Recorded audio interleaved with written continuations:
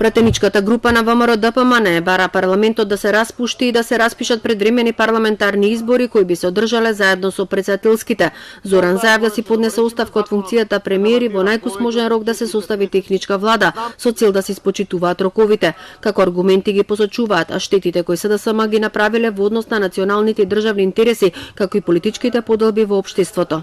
Мора да се стави крај на делегитимирани пратеници кои што одлучуваа за прашања за кои што не ја добиле довербата од граѓаните и на пратеници и власт која што не ги почитува одлуките на граѓаните.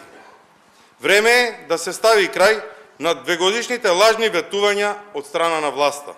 СДСМ нема да ја поддржи иницијативата на ВМРО-ДПМН. Не откриваат каков е нивниот став во однос на предвремените парламентарни избори. Конечната одлука ќе ја донесе до крајот на неделава на високото партиско тело. Иницијативата за распуштање на собранието всушност е иницијатива на Христијан Мицковски за распуштање на пратеничката група на ВМРО-ДПМН. Дури ниту самиот Мицковски не знае колку од неговите сопартијци пратеници ќе го поддржат.